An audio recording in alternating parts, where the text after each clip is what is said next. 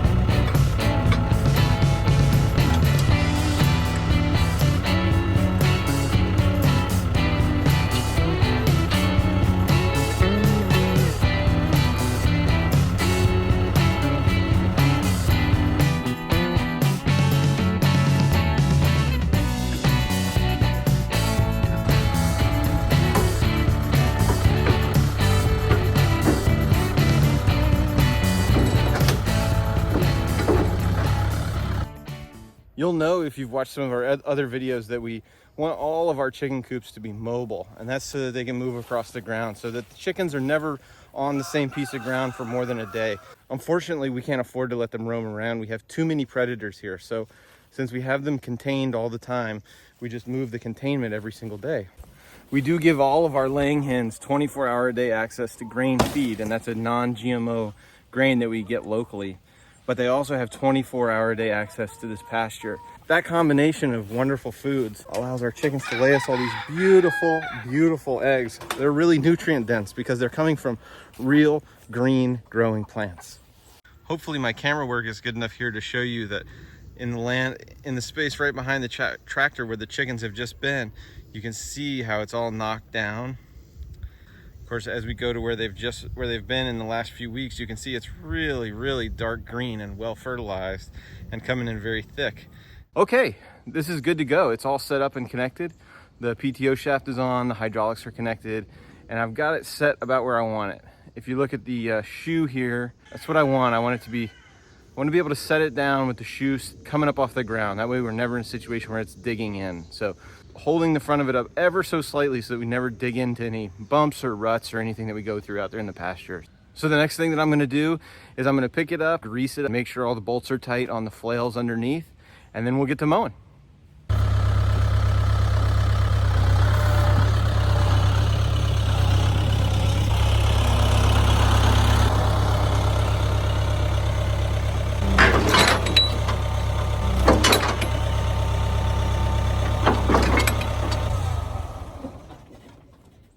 So while I don't use the hydraulic capability of this mower very often, it does make servicing these blades really, really easy. The only thing I really want to do here is just go along and check all my nuts and bolts on the hammers and just make sure that everything looks tight.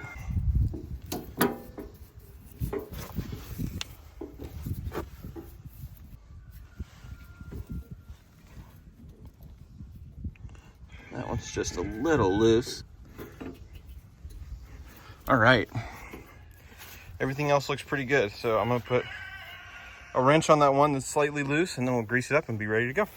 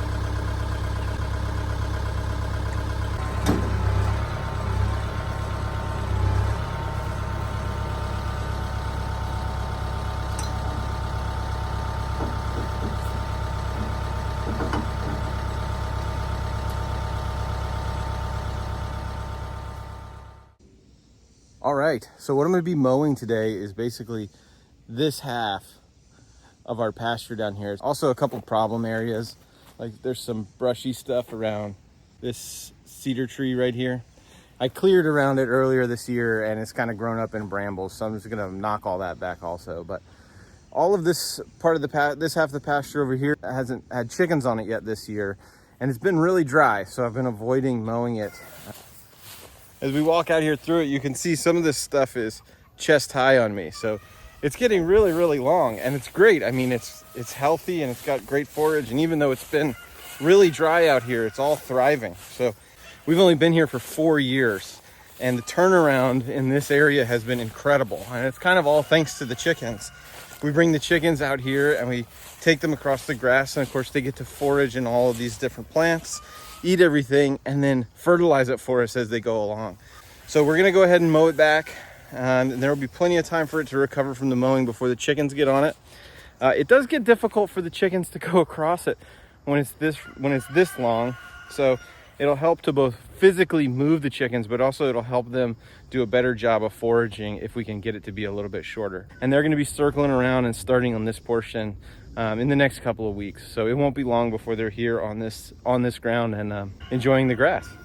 We are forecasted to get some rain this week though, so I want to go ahead and clip it back, get it mulched up. Hopefully the rain will help it recover, and I didn't want to mow it before that because I really want to have as much plant as I can when it's dry out, so that it can get energy from the sun to get the roots deep down in the ground to find water. So it's time to knock it back. So let's get started.